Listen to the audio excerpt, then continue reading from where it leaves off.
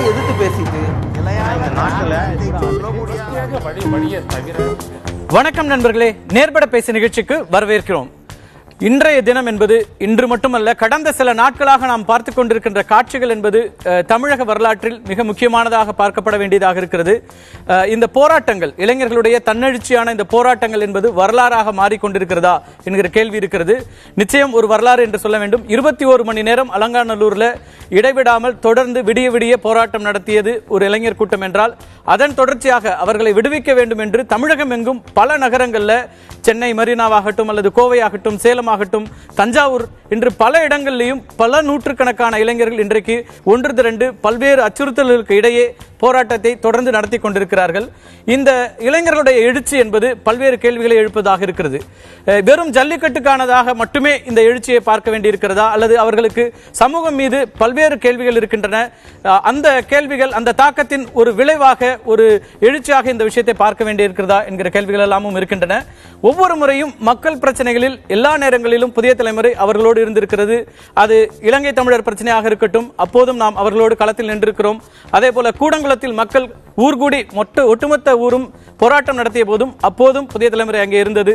அல்லது பேரிடர் காலங்கள், அது வெள்ளமாக இருக்கலாம், மழையாக இருக்கலாம், எல்லா நேரங்களிலும் நாம் இருந்திருக்கிறோம். சமீபத்தில் விவசாயிகளுடைய பிரச்சனைகளுக்காக தொடர்ந்து ஒரு கேம்பெயினாவே நம்ம ரன் பண்ணோம்னு சொல்லலாம். அதே போல இப்போது இந்த ஜல்லிக்கட்டு விஷயமும் கூட, இந்த தன்னெழுச்சியாக வந்திருக்கின்ற இந்த இளைஞர்கள், ரொம்ப குறிப்பா அவங்க சொல்றாங்க, எங்களுக்கு அரசியல்வாதிகள் வேண்டாம், அரசியல் கட்சிகள் வேண்டாம், எங்களுக்கு யாரும் வேணாம், நாங்களாக இதை முன்னெடுக்கிறோம் என்கிற ஒரு கருத்தை முன்வைத்து இந்த போராட்டம் என்பது தொடர்ந்து நடந்து கொண்டிருக்கிறது.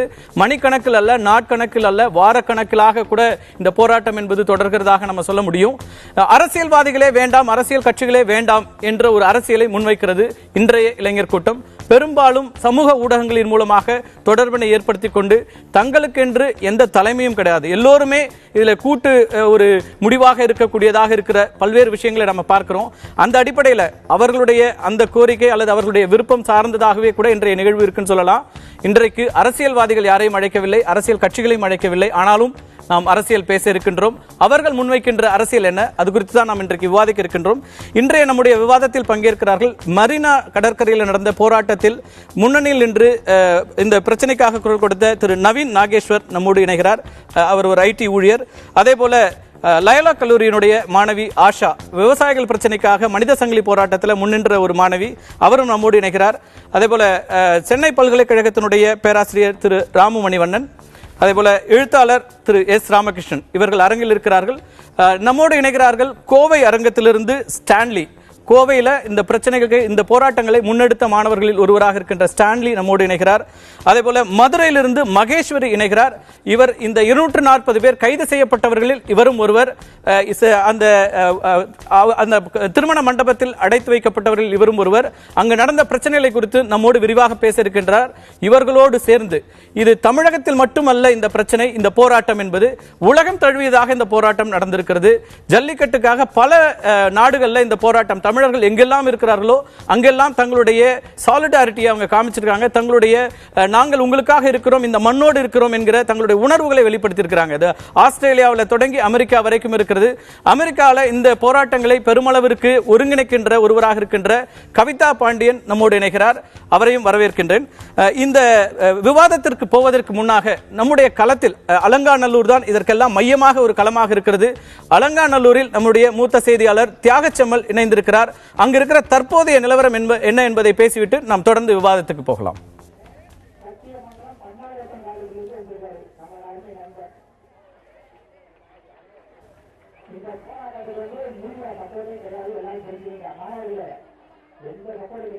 கார்த்திகை செல்வன், நீங்க குறிப்பிட்டது போன்று தமிழ்நாடு எங்கும் இன்று நடைபெறக்கூடிய ஜல்லிக்கட்டுக்கு ஆதரவான போராட்டங்களுடைய மைய இடமாக இருக்கக்கூடிய அலங்காநல்லூரில் நாம் இருக்கிறோம். ஒவ்வொரு தனி மனிதனுடைய கோரிக்கை என்பதும் ஒரு பெரும் மக்கள் கூட்டத்தின் கோரிக்கையாக மாறும்போது அதை வழிநடத்த எந்த அரசியல் சக்தியும் தேவையில்லை, தலைமையும் தேவையில்லை, மக்கள் கூட்டமே தலைமையேற்று நடக்கும் என்பதற்கு உதாரணமாக இன்றைய இந்த மக்கள் போராட்டத்தை நாம் பார்க்கிறோம். இங்கு வந்து நாம் சில மணி நேரங்கள் ஆகின்றன. இந்த சில மணி நேரங்களில் எந்த அரசியல் கட்சியின் சுவட்டையும் இங்கு பார்க்க முடிவதில்லை, எந்த இயக்கங்களின் சுவட்டையும் பார்க்க முடியவில்லை. மக்கள் தன்னார்வத்தோடு தங்கள் கோரிக்கைக்காக தாங்களே முன்னெடுக்கக்கூடிய போராட்டம் என்று ஒரு அரசியல் கட்சி எப்படி ஒழுங்கமைக்கப்பட்ட வகையில் போராட்டத்தை நடத்துமோ அதைவிட பன்மடங்கு ஒழுங்கமைக்கப்பட்ட ஒரு நிலையில் மக்கள் தங்களுக்கு தாங்களே போராட்டத்தை ஒருங்கிணைத்து உணவுப் பொட்டலங்கள், தண்ணீர் பொட்டலங்கள் வழங்குவது, தங்களை தாங்களே ஊக்குவித்துக் கொள்வது போன்ற பல்வேறு செயல்களில் ஈடுபட்டு வருகிறார்கள். இந்த காட்சியை நாம் பார்க்கிறோம். தற்போது நம்மோடு இந்த போராட்டத்தில் நேற்று முதல் பங்கெடுத்திருக்கக்கூடிய பல்வேறு பெண்கள் இருக்கிறார்கள். அவரிடம் பேசலாம். அம்மா, நேற்றிலிருந்து இந்த போராட்டத்தில் நீங்க இருக்கீங்க. வெளியூர்ல இருந்து பல மாவட்டங்கள்ல இருந்தெல்லாம் உங்க ஊருக்கு ஜல்லிக்கட்டுக்காக ஆதரவு கோரி பலரும் வந்திருக்கிறாங்க. இந்த போராட்டம் இன்னும் எவ்வளவு நாள் போக போகுது? இந்த தருணத்தில் ஜல்லிக்கட்டு நடந்தே ஆக வேண்டும்ங்கிற கோரிக்கையை நீங்க எப்படி வலியுறுத்த விரும்புறீங்கம்மா? இதே போராட்டம் தொடர்ந்து நடக்கும். இன்னைக்கு இல்ல 2 நாள் இல்ல 3 நாள் இல்ல 1 மாசமா இருந்தாலும் நாங்க அந்த போராட்டத்தை நடத்துவோம். எங்களுக்கு பதில் கிடைக்க வரைக்கும் நீதிமன்றத்துல உத்தரவு கொடுக்கணும். உத்தரவு கொடுத்தாதான் எங்களுக்கு எல்லாம் இந்த போராட்டத்தை விட்டு நாங்க கிளம்புவோம். அது வரைக்கும் நாங்க போராட்டம் பண்ணிக்கிட்டே இருப்போம். எங்களுக்கு நல்ல முடிவு கிடைக்கணும். அது வரைக்கும் இந்த போராட்டம் தொடர்ந்து நடக்கும். இந்த போராட்டத்துக்கு எந்த அரசியல் கட்சியோ இல்ல இயக்கமோ யாருமே வரல, நீங்களே ஒருங்கிணைச்சு பண்ணிருக்கீங்களே. இந்த உணர்வு எங்கிருந்து வந்தது? எதனால இவ்வளவு தூரம் நீங்க வந்தீங்க? ஏன்னா நேற்று முன்தினம் கூட இவ்வளவு தூரம் கூட்டத்தை நாங்க பார்க்கல. இங்க வர வர கூட்டம் அதிகரித்து கொண்டே போகிறது. என்ன நடந்து கொண்டிருக்கிறது? இந்த உணர்வு அடுத்த கட்டமாக எப்படி போகும்னு நாங்க எதிர்பார்க்கலாம்? இந்த உணர்வு வந்து தமிழன்ற உணர்வு தான் முதல்ல. அதுலயும் மாணவர்கள் சக்தி தான் பெரிய விஷயம். மாணவர்கள் வந்து ஒன்று சேர்ந்து ஒரு விஷயத்தை எடுத்தாங்கன்னா அது கண்டிப்பா ஜெயிச்சு தான் காட்டுவோம். இந்த போராட்டத்தை வந்து உச்சநீதிமன்றம் வந்து தீர்ப்பு கூறும் வரை நாங்க வந்து இந்த போராட்டத்தை வந்து கைவிட மாட்டோம். உச்சநீதிமன்றத்தில் என்ன மாதிரி தீர்ப்பு வரல? புதன் வியாழன்ல வரலாம்னு சொல்லப்படுது, அது உறுதி செய்யப்படல. உச்சநீதிமன்றத்தில் என்ன மாதிரியான தீர்ப்பை நீங்க எதிர்பார்க்கிறீங்க? அதாவது அவசர சட்டம் கொண்டு வந்து காளைகள் பட்டியல் விலங்கினம் பட்டியல இருந்து காளையை வந்து ஃபர்ஸ்ட் நீக்கணும். அதுக்கப்புறம் தடை இல்லாம ஜல்லிக்கட்டு விடுறதுக்கு வந்து உத்தரவு கண்டிப்பா பிறப்பிக்கணும். அதை பீட்டான்ற ஒரு நிறுவனத்தை தடை செய்யணும். அதுக்காண்டி அதை வலியுறுத்தி தான் நாங்க எல்லாரும் கிராம பொதுமக்களும் சுத்துப்பட்டி கிராமத்துல இருக்க எல்லாரும் இங்க வந்து கூடியிருக்கிறோம். நீங்க சொல்லுங்க, பல்வேறு மதம் ஜாதி இதெல்லாம் கடந்து விளையாட்டு என்பது ஜல்லிக்கட்டு நம்ம ஏற்கனவே பார்த்திருக்கிறோம். அதற்கான ஆதரவும் அப்படிதான் இந்த தளத்துல நான் வந்து பார்க்கிறேன். ஜாதி மத வேறுபாடு இல்லாமல், சிறியவர் பெரியவர் வேறுபாடு இல்லாமல் எல்லாரும் உட்கார்ந்து இருக்கிறீங்க. இந்த ஆதரவு இன்னும் எவ்வளவு தூரம் பெருகும்னு நீங்க நம்புறீங்க? இதுல வந்து தமிழன் சொன்னாலே வந்து இந்துக்கள் தான், முஸ்லீம் தான், கிறிஸ்டின் தான் சொல்லி இல்ல. நாங்க இந்த ஊர்ல அலங்காநல்லூர்ல ஜல்லிக்கட்டு நடத்துறதே வந்து இந்துக்கள், கிறிஸ்டின், முஸ்லீம் எல்லாமே சேர்ந்து தான் நடத்துறோம். இத்தனை வருஷமா அந்த மாதிரி தான் நடத்துறோம். இனி வருங்காலத்துல எங்களோட பிள்ளைங்கள பேரம்பேத்தி காலத்திலயும் வந்து அதே மாதிரி தான் நடக்கும். எங்க முன்னாடி சந்ததிங்க என்ன சொல்லி கொடுத்தாங்களோ அந்த மாதிரி தான் நாங்களும் நடத்திக்கிட்டு இருக்கோம். திடீர்னு வந்து அரசியல்வாதிங்க உள்ள நுழைஞ்சு நீங்க நடத்தக்கூடாது அப்படின்னு சொல்லிட்டு தடை போட்டாங்கன்னா யார் பீட்டா வந்து யார் அவங்களுக்கு? நாங்க வந்து ஓட்டு போட்டோம். நாங்க வேணுமா, அதாவது மக்களாகிய நாங்க வேணுமா இல்ல பீட்டா வேணுமான்னு சொல்லிட்டு ஆளுங்கட்சியும் சரி, எதிர்கட்சியும் சரி, மத்தியில் ஆடுற கட்சியும் சரி, மாநிலத்தில் ஆடுற கட்சியும் சரி, அவங்களா முடிவு எடுத்துக்கிட்டோம். ஓட்டு கேட்டு எங்க கிட்ட வரணும்னு சொன்னா எங்களுக்கு வந்து ஆதரவா அவங்க இருக்கணும். எங்க புள்ளக்குட்டி வந்து 10 நாளா பாடுபடுது. எல்லாரையும் போலீஸ் ஸ்டேஷன்ல அரசன் பண்ணி வச்சு இப்ப சாயந்தரம் தான் விடுதலை பண்ணாங்க. அதுல ஏமாவனும் ஒருத்தன் என்ன அந்த துடிப்புல தான் நாங்க எல்லாருமே வந்தோம். எங்க மகனுங்க தான் எங்களுக்கு வந்து ஊன்றுகோலா இருந்து இந்த அளவுக்கு வந்து தைரியத்தை கொடுத்தானுங்க.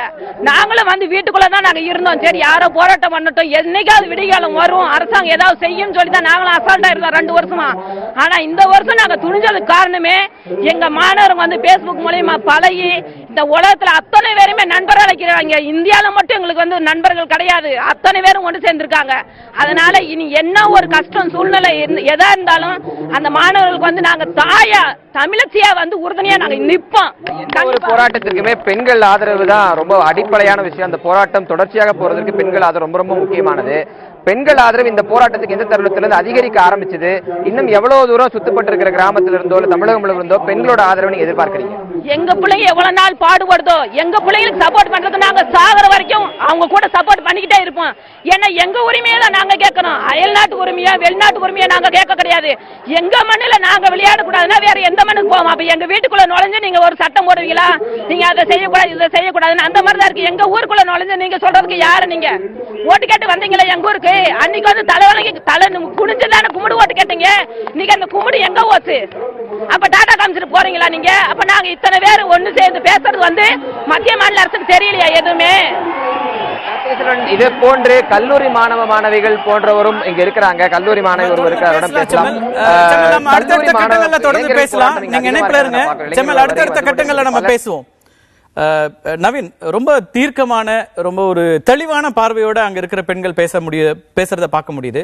ஒரு ஐடி ஊழியரா இருந்து இவர் ரொம்ப பிரமிப்பா இருக்கு. பலருக்கும் புரியாத ஒரு கேள்வியாக இருக்கிறதும் கூட எப்படி இது நிகழுது? இவ்வளவு இளைஞர்கள் தமிழகம் முழுக்க ஒன்று திரள்கிறார்கள், ரொம்ப தீவிரமா இருக்கிறாங்க, பின்வாங்கல, அவர்களுடைய எந்த இதுலயும் காம்ப்ரமைஸ் பண்ணிக்கல, அவர்களுக்கான நெருக்கடி என்னவாக இருக்கும்னு தெரியும். ஆனால் அதையெல்லாம் கடந்து இந்த இளைஞர் கூட்டம் அப்படி நிக்கிறது எதன் அடிப்படையில் நிக்குது? இல்ல, இதெல்லாம் நம்மளோட பிரச்சனை தான். இது தமிழ்நாட்டோட பிரச்சனை, இது வேற யார் பிரச்சனையும் இல்லை. இது வந்து ஐடி ஊழியர், ஸ்டூடெண்ட்ஸ், இது வந்து தனித்தனியா பிரிக்க தேவையில்லை. எல்லாருமே ஒண்ணுதான். எல்லாருமே சேர்ந்து சப்போர்ட் பண்ணி நம்ம தான் வந்து இதை குரல் கொடுத்து இது பண்ணணும். யாரோ வந்து பீட்டா சொல்றாங்க கேட்டுட்டு ஏதோ பண்ணிட்டு இருக்க கூடாது. அவங்க எங்களோட ஃபர்ஸ்ட் கோரிக்கை என்னன்னா, இப்ப கரண்டா என்ன கோரிக்கைன்னா, ஓபிஎஸ் அவர்கள் வந்தே ஆகணும். அங்க மெரினா பீச்சுக்குள்ள எங்க பசங்கள் முன்னாடி அவர் வந்து நிக்கணும். நீங்க அடுத்தடுத்த ஸ்டெப் எடுங்க. இப்ப கரண்டா அவர் வந்து நிக்கணும் அப்படிங்கறத ஃபர்ஸ்ட் மோஸ்ட். இது ஒரு பேச்சுவார்த்தைக்கு அவர் வரணும், அல்லது குறைந்தபட்சம் உங்களுடைய கோரிக்கைகளை அவர் கேட்கணும் அப்படிங்கிறது உங்களுடைய. அப்புறம் எங்க இருக்காங்கன்னே தெரியல. எல்லாரும் மெட்ராஸ்ல தானே இருக்கோம். எங்க எம்ஜிஆர் சமாதி அங்கதானே இருக்கு. நம்ம நிறைய அரசியல் பேசலாம். ரொம்ப முக்கியமா நான் முன்னாடியே சொன்னது மாதிரி அரசியல்வாதிகள் வேணாம், அரசியல் கட்சிகள் வேண்டாம் அப்படிங்கிற ஒரு விதமான ஒரு அரசியலை முன்னெடுக்கிறீங்க. அதுக்கு உள்ள போறதுக்கு முன்னாடி இந்த ப்ரொஃபைலிங் எனக்கு ரொம்ப புதுசா இருக்கு. எங்க இருந்து இந்த ஒரு எண்ணம் உங்களுக்கு வருது, அல்லது யாரால் உங்கள்கிட்ட வருது? உங்களை போன்ற ஆயிரக்கணக்கானவர்கள் வர்றாங்க. இது எந்த பாயிண்ட்ல இது ஸ்டார்ட் ஆகுது? எங்க அந்த பொறி அப்படிங்கிறது? எல்லாருமே நாங்க ஃபாலோ பண்ணிட்டு தான் இருக்கோம். எல்லாம் ஃபேஸ்புக், ட்விட்டர், வாட்ஸ்அப்ல எல்லாமே நாங்க ஃபாலோ பண்ணிட்டு தான் இருக்கோம். நேற்று அலங்காநல்லூர் ப்ரோக்ராம் ஃபுல்லா நைட் முழுக்க நாங்க பார்த்துட்டே தான் இருந்தோம். ஸோ அப்பவே டிசைட் பண்ணிட்டோம், அங்க சம்திங் இஸ் ஹேப்பனிங்னா நம்ம we have to support for them. So அந்த மாதிரி பேசிஸ்ல தான் எல்லாரும் ஒன்று சேர்ந்தோம். ஸோ ஜஸ்ட் ஒரு ஃபேஸ்புக்ல ஒரு மெசேஜ் கொடுத்து எல்லாரையும் இன்வைட் பண்ணி எல்லாம் அவங்க இன்ட்ரெஸ்ட்ல தான். அந்த பாயிண்ட்ல தான் கேட்கிறேன். ஏன்னா நிறைய பிரச்சனைகள் வந்து நம்ம கடந்து வந்துட்டு இருக்கிறோம். அது விவசாயிகள் பிரச்சனையா இருக்கும், அல்லது வெள்ளம், மழை, பல பிரச்சனைகள் எல்லாத்துலயும் வந்திருக்கிறாங்க. ஆனால் இதுல வந்து ரொம்ப ஒரு பெரிய ஒரு எழுச்சியான ஒரு கூட்டத்தை பார்க்க முடியுது. அது ஜல்லிக்கட்டுங்கிற ஒரு பிரச்சனைக்காக வருகிறதா, அல்லது எதனால இந்த ஒரு ஒருமித்த கருத்து அப்படிங்கிறது உருவாகுது, எங்க இருந்து உருவாகுதுங்கிறதா எனக்கு கேள்வியா இருக்கு. இல்ல, இது ஜல்லிக்கட்டு அப்படிங்கிறதுக்காக மட்டும் இல்லை. இப்போ ஒரு பிரச்சனையா இப்ப நம்ம தமிழர்கள் அட்டாக் பண்ணிட்டே தான் இருக்காங்க. இப்ப தமிழ்நாடு வந்து இட் பிலாங்ஸ் டு இந்தியா தான். எதுனா தனி இது இட் பிலாங்ஸ் டு இந்தியா தான். ஸோ எல்லாமே வந்து மாநில அரசு எதுவுமே பண்றது கிடையாது, மத்திய அரசு எதுவுமே வந்து செவி கொடுக்கறது இல்லை. ஸோ நம்ம தான் இது குரல் கொடுத்தாதான் வந்து அடுத்து அகைன்ஸ்டுக்கு போக முடியும், அடுத்த ஸ்டெப் எடுத்து போக முடியும். ஸோ எல்லாருமே வரணும், எல்லாரும் சேர்ந்து ஒன்னா சேர்ந்து போராடணும் அப்படிங்கிறது தான் இப்போ நாங்க வந்து கோரிக்கை எடுத்து நாங்க பண்ணிட்டு இருக்கோம். ஸோ எல்லாரும் வர்றாங்க, எல்லாரும் ஹெல்ப் பண்றாங்க. முக்கியமா வந்து police department they are really helpful for us. நல்ல சப்போர்ட்டிவா இருக்காங்க. ஸோ நல்ல விதமா போயிட்டு இருக்கு. கூடிய விரைவில் நாங்கள் வந்து ஒரு நல்ல செய்தியை எதிர்பார்க்கிறோம். பேசலாம். ஆஷா, உங்க பார்வையில இப்ப மாணவர்கள் இத்தனை பேர், இளைஞர்கள், மாணவர்கள் மட்டும் சொல்ல முடியாது, பல பேர் இன்னைக்கு வந்து வீதிகளில் நிக்கிறாங்க ஒரு பொது பிரச்சனைக்காக.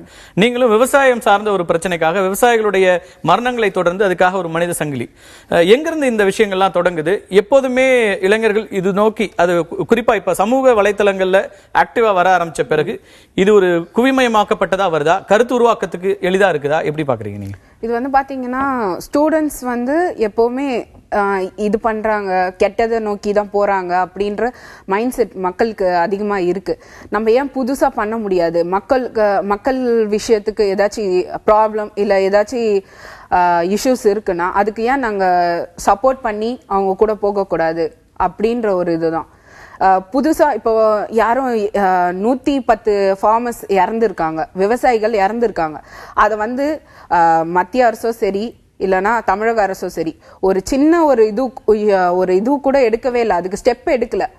சப்போஸ் நாங்க ஸ்டூடெண்ட்ஸ் அத்தனை பேர் நாங்க ஸ்டார்ட் பண்ணது வெறும் 100 ஸ்டூடெண்ட்ஸோட ஸ்டார்ட் பண்ணோம். பட் நாங்க போகும்போது 300 500 ஸ்டூடெண்ட்ஸ் அப்படியே இன்க்ரீஸ் ஆகிட்டே தான் இருந்தாங்க. அப்போவே உங்களுக்கு தெரியும் இது ஒரு சேஞ்ச் கொண்டு வரும் கண்டிப்பா. ஸ்டூடெண்ட்ஸ் ஸ்டார்ட் பண்ணாங்க. நீங்க என்ன படிக்கிறீங்க? என்ன படிக்கிறீங்க? நான் MSW பண்றேன், சோஷியல் ஒர்க். அதனால ஒருவேளை சோஷியல் ஒர்க்ஸ் இருக்கிற ஸ்டூடெண்ட்ஸ் மட்டும் வராங்களா, இல்ல மற்ற பிரிவுல இருக்கிறவங்களும் உங்களோட இணைந்தாங்களா? மற்ற பிரிவுல இருக்கிற மாணவர்கள் கூட எங்க கூட இணைஞ்சு அவங்களும் அவங்களோட சப்போர்ட்டை வந்து தெரிவிச்சாங்க. என்ன மாதிரியான ஒரு பின்னணி, குடும்ப பின்னணி உங்களுக்கு வந்து இது மாதிரி விவசாயம் செய்யக்கூடிய ஒரு யாராவது உங்களுடைய உறவினர்கள் இருக்காங்களா, இல்லது எப்படி இது மேல ஒரு அக்கறை எங்க இருந்து வருது? இப்போ என் குடும்பத்துல வந்து விவசாயத்துலதான் இருக்காங்கன்னு தெரிஞ்சு நான் வந்து பண்ணனா அது தப்பு. நான் வந்து வேற எதுவும் ஃபீல்ட்ல கூட இருக்கலாம், இருந்தாலும் நான் சாப்பிடுறது வந்து சாப்பாடு, அதை செய்யறவங்க யாரு? விவசாயிகள் தான். நான் வந்து அவங்க வயிற்றுல இது வச்சேன்னா எனக்கு வந்து சாப்பாடு கிடைக்காது. ஸோ இதை வந்து நான் ஒட்டுமொத்த பிரச்சனை தமிழக பிரச்சனையா தான் நான் பாக்குறேன், என் வீட்டு பிரச்சனையா நான் பார்க்கல. மனித சங்கிலி நடத்தணும், இதுக்கு அவ்வளவு தூரம் தீவிரமா இருக்கு இந்த பிரச்சனை அப்படிங்கிறது எப்ப தோணுச்சு? உங்க மாணவர்கள் மத்தியில இருந்து இது இப்படி ஒரு பிரச்சனையாக இது எழுந்ததா, இதுக்கு நம்ம மனித சங்கிலி ஒரு போராட்டம் நடத்தணும் அப்படின்னு அதை பத்தி நாங்க கிளாஸ்ல டிஸ்கஸ் பண்ணோம். ஒரு 110 பேர் இறந்துருக்காங்க. இதுக்கு கவர்மெண்ட் கிட்ட இருந்து ஒரு பதிலும் இல்ல, எதுவுமே இல்ல, ஒரு ஸ்டெப் எடுக்க. நீங்க பேசிய போது ரிலீஃப் ஒர்க்லாம் வராத காலகட்டம். ஆமா. சோ நாங்க என்ன பண்ணோம், இதுக்காக நம்ம ஒரு முயற்சி எடுக்கணும். அட்லீஸ்ட் நம்ம வந்து பெரிய பிரச்சனை அந்த மாதிரி பண்ணாதான் நம்மள வந்து அரெஸ்ட் பண்ணுவாங்க, அந்த மாதிரிலாம் இருக்கு. ஸோ ஸ்டூடெண்ட்ஸாக நாங்க என்ன பண்ண முடியும், அட்லீஸ்ட் ஹியூமன் செயின் பண்ணி எல்லாருமே ஹியூமன் செயின்ல நின்று நம்ம வந்து நம்மளோட கோரிக்கையை வந்து முன்னிறுத்தினா அட்லீஸ்ட் ஒரு ஆக்ஷன் ஏதாச்சும் எடுப்பாங்கன்றதுனால தான் நாங்க அந்த ஹியூமன் செயினை கிரியேட் பண்ணோம். நம்ம தொடர்ந்து பேசலாம். ஆஷா, மதுரையில இருந்து இந்த போராட்டத்துல நேரடியாக அந்த களத்துல இறங்கி இருக்கிறவர், இந்த கைதிலையும் அவரும் ஒருத்தராக கைது செய்யப்பட்ட ஒருவர். மகேஸ்வரி, உங்களுடைய பார்வையில் இந்த கடந்த சில நாட்களாக நடந்து கொண்டிருக்கிற விஷயங்கள், நான் தொடர்ந்து உங்களை தொலைக்காட்சிகளை பார்த்துட்டு இருக்கிறேன், உங்களுடைய இந்த பேட்டிகளையும் அவ்வப்போது பார்த்துட்டு இருக்கிறோம். ரொம்ப தீர்க்கமாகவும் தீவிரமாகவும் இருந்தீங்க. நேற்றுக்கு நள்ளிரவிலும் கூட நம்ம தொலைக்காட்சியில பேசும்போதும் எந்த விதத்திலையும் நாங்க விட்டு கொடுக்க போதில்லை, காம்ப்ரமைஸ் பண்ணிக்க போறதில்லை. நீங்க ஐ திங்க் நீங்க பாண்டிச்சேரியில இருந்து அங்க போனதாக சொன்னதாக எனக்கு நினைவு. இப்படி பல ஊர்கள்ல இருந்து பெண்கள் இவ்வளவு தூரம் வர்றதுக்கு எந்த புள்ளி அதுக்கு மையமா இருந்தது நினைக்கிறீங்க? மையமா இருந்ததுன்னா இங்க நிறைய இஷ்யூஸ் போயிட்டு இருக்கு. இப்போ பார்த்தீங்கன்னா அவங்க சொன்ன மாதிரி தான் நம்ம விவசாயிகள் இஷ்யூஸும் போயிட்டு இருக்கு. இப்போ வந்து பார்த்தீங்கன்னா நம்ம கிட்ட வந்து ஒவ்வொரு விஷயத்துக்கும் நம்ம ஒவ்வொரு சைட்லேருந்து ஸ்டெப் எடுத்துகிட்டு தான் இருக்கோம். இப்போது மழை வெள்ளம்னு வந்தபொழுது ஒரு டீம் வந்து இறங்கி ஒர்க் பண்ணாங்க. அந்த மாதிரி தான் முதல்ல நான் ஸ்டார்ட் பண்ண ரைட் வந்து நார்மலாக தான் இருந்தது. மக்களோட சப்போர்ட் என்னன்னு கேட்கறதுக்காக மட்டும்தான் நான் ஸ்டார்ட் பண்ணியிருந்தேன். ஆனால் மதுரையில் என்ன அரெஸ்ட் பண்ணதுக்கு அப்புறம் தான் ஜல்லிக்கட்டோட தீவிரம் என்னன்னு எனக்கு புரிய ஆரம்பிச்சது. ஏன் ஒரு தனி மனிதனாக இருந்து நான் மக்கள்கிட்ட சப்போர்ட் மட்டும் கேட்கும்பொழுதே என்னை அரெஸ்ட் பண்ணோன்னே அங்கே ஆரம்பிச்சது தான் இந்த பாயிண்ட். அதுக்கப்புறம் தான் ஒவ்வொரு ஸ்டெப்பாக எடுக்க ஆரம்பித்தோம். ஈவன் நான் பொங்கல் அன்னைக்கே வந்துட்டு பார்த்தீங்கன்னா அலங்காநல்லூர் போயிட்டேன். அன்னைக்கு ஃபர்ஸ்ட் டேவே நான் ஹவுஸ் அரெஸ்ட், என்னை செகண்ட் டே வெளியில் அனுப்பி உள்ளே வரக்கூடாதுன்னு சொல்லிட்டாங்க. இருந்தாலும் அன்னைக்கு வாடிவாசல் யாருக்குமே தெரியாம தான் உள்ளே போனோம். உள்ளே போனதுக்கு அப்புறம் அங்கே கூடியிருந்த இளைஞர்களை பார்க்கும்பொழுது ரொம்பவே சந்தோஷமா இருந்தது. இன்னைக்கு இருக்க நிலைமையில இளைஞர்கள் எல்லாருமே நம்மளோட நாடு, நமக்காக நம்ம தான் போராடணுன்றதை புரிஞ்சுக்கிட்டு வர ஆரம்பிச்சிருந்தாங்க. நேற்று என்னதான் எங்களுக்கு ஃபுட்டு கிடைக்கல, தண்ணி கிடைக்கல, ஒரு பேசிக் நீட்ஸ் எதுவுமே அங்கே கிடைக்கலனாலும் ஒவ்வொருத்தரும் அங்கே இருந்தது எங்களுக்கும் ரொம்ப உதவியா இருந்தது. எங்களையும் இன்னும் இம்பார்ட்டண்ட்டாக அங்கே இருக்க வச்சது. இப்போ இந்த மாதிரியான ஒரு போராட்டங்களுக்கு பொதுவா வந்து ஃபேமிலி சைட்லயோ ஃப்ரெண்ட் சைட்லயோ அவ்வளவு பெரிய சப்போர்ட் இருக்காது அப்படின்னு சொல்லுவாங்க. ஆனால் உங்களுக்கு எப்படி இருக்கிறது? ஒருவேளை இன்றைக்கு பிறகு குடும்பத்திலையும் கூட நிறைய பேர் இதுக்கான உதவியாக அல்லது ரொம்ப ஒரு ஸ்ட்ராங் சப்போர்ட் கூட வரலாம். ஆனால் தொடக்கத்தில் இந்த மாதிரியான போராட்டங்களுக்கு முன் வரும்போது அப்படி ஒரு எளிதா இருக்க முடியாது தானே? அது அப்படியெல்லாம் ஒன்றும் இல்லைங்களே. எங்க அண்ணன் தான் எனக்கு ஃபிளாக் ஆஃபே பண்ணி அனுப்பினாரு. என்னோட பைக் ரைட் ஸ்டார்ட் பண்ண அன்னைக்கு எங்கள் அண்ணன் தான் ஃபிளாக் ஆஃப் பண்ணாரு. மதுரையில் நான் வந்து அரெஸ்ட் ஆனப்ப ரொம்ப சப்போர்ட்டிவாக இருந்தது எங்கள் அண்ணன் தான். இல்லை நீ பண்ணு, நீ எதையும் துவன்றாத, விட்டுறாத. ஸோ எனக்கு என்னோட ஃபேமிலி சப்போர்ட்ஸ் ரொம்ப நல்லாவே இருந்தது. இன்னைக்கு இருக்க ஒவ்வொரு இளைஞர்களுக்கும் ஃபேமிலி சப்போர்ட்ஸ் ரொம்ப நல்லாவே இருக்கு. ஈவன் நேற்று என் கூட ஒரு சித்தார்த்னு ஒரு தம்பி வந்திருந்தாங்க. அவங்க பேரண்ட்ஸ் இன்னைக்கு எங்களுக்காக மதுரையில் வந்து நிற்கிறாங்க. நீங்கள் கவலைப்படாதீங்க, உங்க கூட நாங்கள் இருக்கோம் அப்படின்னு சொல்லி ஒவ்வொரு போராட்டத்திலையும் ஒவ்வொரு பேரண்ட்ஸுமே கலந்துக்க ஆரம்பிச்சிட்டாங்க. இப்போ நம்ம தொடர்ந்து பேசலாம். மகேஸ்வரி, திரு எஸ்ரா உங்கள்கிட்ட தான் கேட்கணும். ஏன்னா இந்த இளைஞர்களுடைய தன்னெழுச்சி இதெல்லாம் நம்ம தொடர்ந்து பார்த்துட்டு இருக்கிறோம். எனக்கு இருக்கிற கேள்வி, இது இப்படி ஒரு விஷயம் எங்கிருந்து வர முடியும்? இது வெறும் ஜல்லிக்கட்டுக்காக மட்டுமே இருப்பதாக நான் நினைக்கல. அவங்களுக்கு வேறு ஒரு ஏதோ ஒரு விஷயத்திலிருந்து ஒட்டுமொத்தமாக ஒன்று இந்த சிஸ்டம் மேல இருக்கிற ஒரு கேள்விகள் இருக்கலாம். இது ஏன் சரியா இல்லை, இந்தந்த விஷயங்கள்லாம் இது வந்து அட்ரஸ் பண்ணல அப்படிங்கிற ஒரு பிரச்சனையாக இருக்கலாம். அல்லது நீங்க என்ன பார்வையில் உங்களோட பார்வை என்னவாக இருக்கு? இந்த தன்னெழுச்சி போராட்டம்ங்கிறது ஆயிரக்கணக்கில் இருந்து லட்சக்கணக்குக்கு மாறி இருக்கிறது. இப்படி ஒட்டுமொத்தமா வர்றதுங்கிறது வந்து ரொம்ப எந்த ஒரு பின்னணி இல்ல, ஒரு சின்ன ஒரு வாட்ஸ்அப் மெசேஜ்ல வர்றாங்க. இதெல்லாம் வந்து யோசிக்கிறதுக்கே ரொம்ப பிரமிப்பா இருக்குது. முதல்ல இந்த பிரச்சனை பற்றி பேசுறதை விட இந்த தன்னெழுச்சியான போராட்டத்தில் கலந்துக்கிற இளைஞர்களை நான் வரவேற்கிறேன், வாழ்த்துறேன். ஏன்னா இது நான் காலத்தில் பார்க்காத ஒரு விஷயம். கிட்டத்தட்ட இந்த ஒரு 10 ஆண்டுகளில் தமிழகத்தில் நடந்த ஒரு பெரிய திருப்பு முனையாக தான் இதை பார்க்குறேன். ஏன் அப்படின்னா இவ்வளவு பேர் இயல்பா ஒன்று திரண்டு வந்து கூடி இரவெல்லாம் காத்திருக்கிறதுங்கிறது ஒரு சமூக பிரச்சனைக்காகங்கும் போது நிச்சயமாக அது மிக முக்கியமான ஒன்றா இருக்குது. இப்படி வரக்கூடியதுங்கிறது வெறும் ஜல்லிக்கட்டு தானா அப்படின்னா இல்லை, இது ஒரு காரணம்னு வச்சுக்கலாம். பொதுவாகவே தமிழர்கள், தமிழ் அடையாளம், தமிழர்களுக்குடைய குரல், அவங்களோட பிரதிநிதித்துவம், இன்னும் சொல்லப்போனால் நமக்கான உரிமைகள் கிடைக்கலங்கிற ஒரு ஆதங்கம் இளைஞர்கள் மத்தியில் இருக்குது. அது சமூக தளத்தில் பலர்கிட்டையும் இருக்குது. இளைஞர்கள் அதை எதிரொலிக்கிறாங்கன்னு சொல்லலாம். இவங்களால இந்த சமூக ஊடகங்களை பயன்படுத்தி இப்படி ஒரு காரியத்தை செய்ய முடியும்னா இதுதான் சமூக ஊடகங்களுடைய உண்மையான பலம். இதை வச்சுட்டு அவங்க என்ன செய்ய விரும்புகிறாங்க அப்படின்னா, அவர்கள் அவங்க தன்னோட குரலை மட்டும் எதிரொலிக்கல, எங்களுக்கான உரிமைகளை நாங்கள் கேட்போம், நீங்கள் கொடுத்து தான் ஆகணும் அப்படின்னு அவர்கள் போராட களத்தில் இறங்கி. உரிமைகள்ங்கிறது இது என்ன மாதிரியான உரிமைகள் எடுத்துக்கலாமே. இந்த ஜல்லிக்கட்டு மாதிரியான ஒண்ணுக்கு நீதிமன்றம் இதுக்கு ஒரு தடை விதிக்குது. காத்துக்கிட்டே தான் இருக்கிறாங்க. அவர்கள் உடனே மறுநாள் இந்த போராட்டத்தில் இறங்கல, காத்துட்டு இருக்கிறாங்க. வழியாக இன்னும் சொல்ல போனா நேராக அறவழியில தான் போராடுறாங்க. எந்த ஆயுதம் 21 மணி நேர போராட்டமாக இருக்கலாம், அல்லது அதற்கு பிறகு இன்னைக்கு முழுக்க நடக்கிறதா இருக்கலாம். எல்லா இடத்துலயும் அமைதியான ஒரு போராட்டம். அப்ப இந்த போராட்டத்தை வழி நடத்துறதுக்கு அவங்களுக்கு தெரிஞ்சிருக்கு என்னன்னா, நாம நம்ம குரலை உழைத்தணும், நம்ம உரிமைகளை கேட்கணும். இன்னும் சொல்ல போனா இது நீதிமன்றம் தொடர்புடைய விஷயமா இருக்கிறதுனால காத்திருக்கணும். இவர்கள் காத்திருந்ததனுடைய எல்லையை கடந்து போகும்போது தான் அவர்கள் ஒன்று திரள்றாங்க. அதை கையாளுகிற விதம் தான் கண்டிக்கத்தக்கதா இருக்கு. என்ன அப்படின்னா, இப்படி இளைஞர்கள் ஒன்று தேர்ற நேரத்தில் அந்த பிரச்சனையை சந்திப்பதை விட்டுட்டு அவர்களை அடிக்கவும், விரட்டவும், கைது செய்யவும், மிக மோசமான குற்றவாளிகளை போல அவங்க நடத்துறது சரியில்லை. அது இன்னும் பெருமளவிலான இளைஞர்களை ஒன்று திரட்டுவதாக தான் அமைதுன்னு நினைக்கிறேன். அடுத்தடுத்த நிகழ்வுகளை பார்க்கும்போது சமூகம் இளைஞர்கள் மீது இவ்வளவுதான் மரியாதை வைத்திருக்கா. அவர்கள் சமூக விஷயங்களுக்கு தானே போராடுறாங்க. அவர்களை சமூக விஷயங்களுக்கு போராடுகிறவர்களை நீங்க ஆதரிக்க வேணாம். குறைந்தபட்சம் தாக்காமலாது, கண்டிக்கலாமாது, இந்த மாதிரி தடியடி நடத்தாமலாது இருக்கலாமே. ஒண்ணு வேணாம். இன்னைக்கு சென்னையில் மெரினாலை இவ்வளவு இளைஞர்கள் ஒன்று சேர்ந்திருக்காங்க. அங்கே ஏன் போய் மின்சாரத்தை துண்டிக்கிறீங்க? மின்சாரத்தை துண்டிப்பதன் வழியாக போராட்டத்தை துண்டிக்க முடியுமா? அப்ப நல்லா தெரியுது என்ன அப்படின்னா, இந்த போராட்டம் தன்னெழுச்சியாக உருவாகும் போது இதை அடக்கணும்னு நினைக்கிறாங்களே தவிர ஒடுக்கணும்னு நினைக்கிறாங்களே தவிர இந்த உரிமைகளை புரிந்து கொள்ள மறுக்கிறாங்க. என்னை போல ஒரு எழுத்தாளர்கள் எப்பவுமே இவர்கள் பக்கத்தில் இருப்போம். இன்னும் சொல்ல போனா இந்த உரிமைகளுக்கு கூட நின்று குரல் கொடுப்போம். நம்ம பேசலாம். இந்த எந்தெந்த பிரச்சனைகளுக்காக இவங்க முன் வர்றது அப்படிங்கிற கேள்விகளும் இருக்கிறது.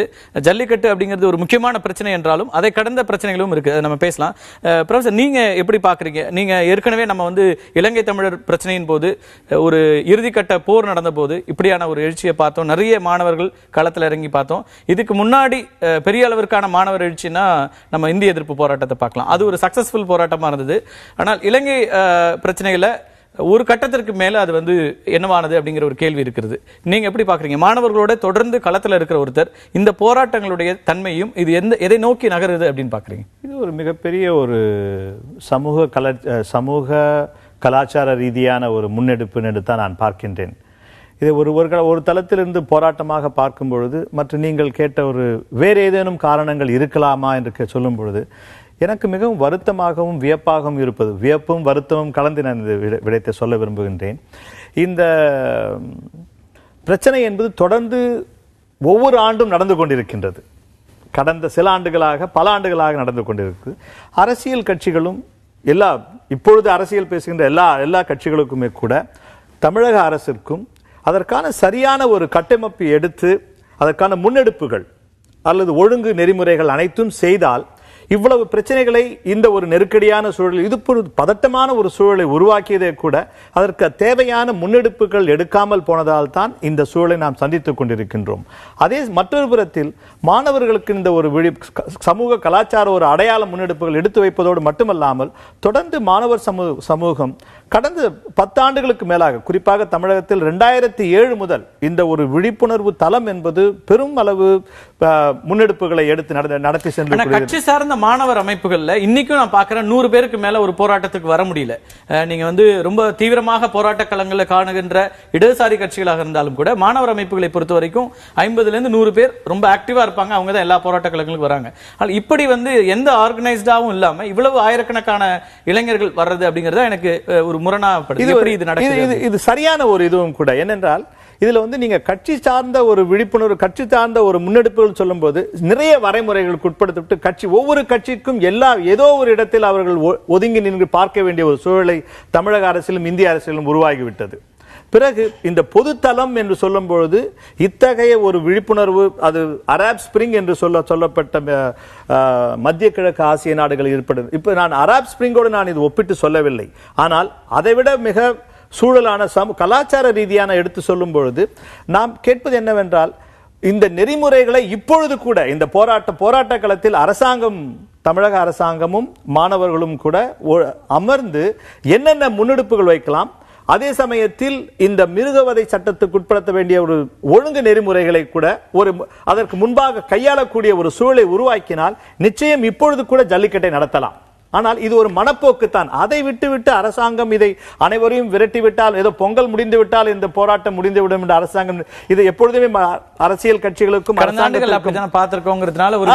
இது நாம் பார்க்காத போராட்டமா, மாணவர்கள் எல்லாம் சென்று விடுவார்கள். ஆனால் அத்தகைய சூழலில் தமிழக அரசியல் இப்பொழுது நிறைய பிரச்சனைகள் நம் கைமீறி அரசாங்கமும் அரசும் இதை கவனக்குறைவாக ஆண்டு கொண்டிருப்பதால் இப்பொழுது ஒரு இளைய மாணவர்களும் இளைஞர்களும் ஒரு அரசியல் களத்தில் அரசு எந்த ஒரு கட்சிசாரா அரசியல் பொது தளத்தில் நோக்கி சென்று கொண்டிருக்கிறார் என்பது தமிழக அரசும் இந்திய அரசாங்கம் உணர வேண்டும் என்பதை சொல்ல. இல்ல, கட்சி சாராத அரசியல் அப்படிங்கிறது எவ்வளவு தூரம் முன்னெடுக்க முடியும் நான் தொடர்ந்து பேசலாம், மற்றவர்களையும் கேட்டுட்டு வரேன். அந்த பாயிண்ட்ல தான் நம்ம நிறைய பேச வேண்டி இருக்கிறது. ஏன்னா இன்னைக்கு கட்சிகள் இருக்கிறவங்க என்ன சொல்றாங்கன்னா, இன்றைக்கு இருக்கிற 80% வாக்காளர்கள் 2 கட்சிகளுக்கு தான் வாக்களிச்சிருக்காங்க, இவங்க இந்த கட்சிகள் இல்லாம வேற எங்கிருந்து வந்தாங்க, நீங்க கட்சி சாராத அரசியல்னு சொல்றதே தவறு அப்படிங்கிற ஒரு பார்வையை முன்வைக்கிறாங்க. அதை பத்தி நம்ம பேசலாம். அதற்கு முன்னதாக அமெரிக்கால இருந்து நம்மோடு இணைந்திருக்கிற கவிதாட்ட சில கேள்விகள் கேட்க வேண்டியிருக்கிறது. எப்போதுமே வெளியூர்களுக்கு அல்லது வெளிநாடுகளுக்கு போகும்போது நம்முடைய மண்ணோடு மண் சார்ந்த விஷயங்களோடும் ஒரு பிடிப்பு வருவதை புரிந்து கொள்ள முடிகிறது. ஆனா இத்தனை போராட்டங்கள் ஜல்லிக்கட்டுக்காக அமெரிக்காவில் மட்டுமே எனக்கு தெரிந்து 10-12 இடங்கள்ல நடந்திருக்கும். எல்லா இடங்களிலும் 500க்கும் குறையாத நபர்கள் வந்திருக்கிறாங்க. கடும் பனிப்பொழிவு இடையிலும் கூட வர்றாங்க. எந்த பாயிண்ட்ல இதெல்லாம் தொடங்குது? இதற்கான ஒரு ஓங்கி குரல் கொடுக்க வேண்டும் என்கிற எண்ணம் எப்படி உருவாகுது? நேத்து எடுத்த ஸ்டேட்டஸ் படி டோட்டலா 24 இடத்துல நம்ம போராட்டம் பண்ணிருக்கோம். இது எல்லாமே ஸ்டார்ட் ஆனது ஒரு சின்ன ஒரு பாயிண்ட்ல தான். the moment when we realize that we are losing our native cattle, நம்ம நாட்டு காளைகளோ மாடுகளோ சரி அதை தாக்குறாங்க. நம்மளோட மார்ஜினல் ஃபார்மர்ஸ், நம்ம ஊர்ல இருக்கிற